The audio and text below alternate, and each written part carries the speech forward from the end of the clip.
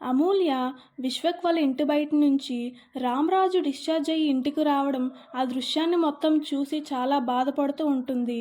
ఈ దృశ్యం చూసిన విశ్వక్ వెంటనే ఇంట్లోపల నుంచి వచ్చి, ఏ అమూల్య, నీకు ఇక్కడ ఏం పనే? నీకు పని పాట లేదా? ఇంట్లో వెళ్ళకంటే ఇక్కడ ఏం చూస్తున్నావే అని చెప్పి చంప మీద గట్టిగా కొడతాడు. ఆ దృశ్యం చూసిన ఇంట్లో వాళ్ళందరూ చాలా బాధపడుతూ ఉంటారు. ధీరజ్, చందు మాత్రం ముందుకి రే అంటూ వెళ్ళబోతూ ఉంటారు. ఆ వెంటనే వేదవతి ఆపేస్తుంది అని చెప్పి ఆ ఇద్దరు అన్నదమ్ములు ఆగిపోతారు. కానీ తిరుపతి మాత్రం ఆగలేక వెళ్ళిపోతూ ఉంటాడు. రే, ఒక ఆడపిల్ల మీద చెయ్యడానికి నీ మనసెలా వస్తుందిరా? ఎందుకురా కొడుతున్నావు? ఏం చేసిందనిరా కొడుతున్నావు అని నిలదీస్తాడు. నా పిల్లాన్ని నేను కొట్టుకుంటాను, తిట్టుకుంటాను, నీకెందుకురా? నువ్వెవడురా అడగడానికి అని అంటాడు. ఇంకోసారి కానీ నా మేనగోడల మీద చెయ్యేసావంటే నేను ఊరుకోనరా? ఏమనుకుంటున్నావురా నువ్వు ఒక ఆడపిల్లని కొట్టడానికి అని గట్టిగా క్లాస్ పీకుతూ ఉంటాడు. వెంటనే వేదవతి మాత్రం, రే తిరుపతి, నీకు అక్కడ ఏం పనిరా?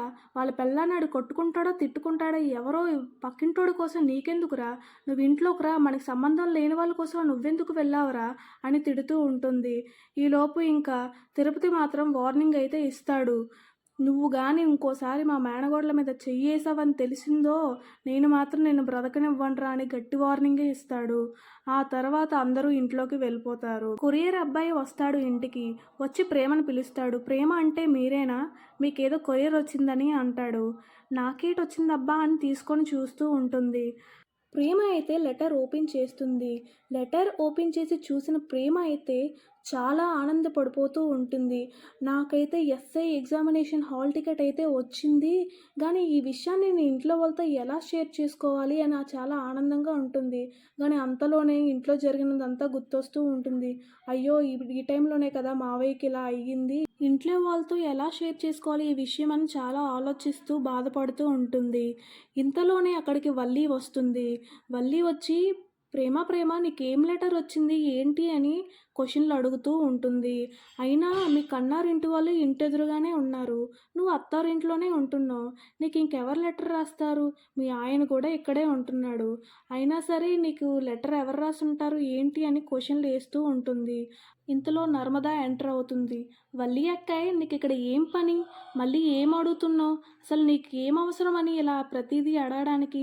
ప్రేమ ఏదైనా చెప్తే విను, అంతేగాని నువ్వెందుకు మధ్యలో దూరు అడుగుతున్నావు? నీకు నిన్న ఇచ్చిన డోస్ సరిపోలేదా? పక్కోడి విషయంలో దూరదని చెప్తే నువ్వు వినవా అని చెప్పి మళ్ళీ క్లాస్ అయితే పీకుతుంది నర్మద. అయినా ఇప్పుడు నేను తప్పేం చేశాను అని వల్లి అంటూ ఉంటుంది. నిజమేదో తెలుసుకుందామని అనుకుంటున్నాను అని అంటుంది. వెంటనే నర్మద అంటుంది, ఓ అవునా, అయితే ఇంట్లో వాళ్ళు కూడా నిజం తెలుసుకుందాం అనుకుంటున్నారు రా, అయితే నీ నిజాలని నేను బయట పెడతాను అని అంటుంది. వెంటనే ఇంకా వల్లి జడిసిపోతూ ఉంటుంది. వద్దు వద్దులే, నాకేం తెలియవసరం లేదు, నేను ఎవరి విషయంలో దూరను అని అంటూ ఉంటుంది.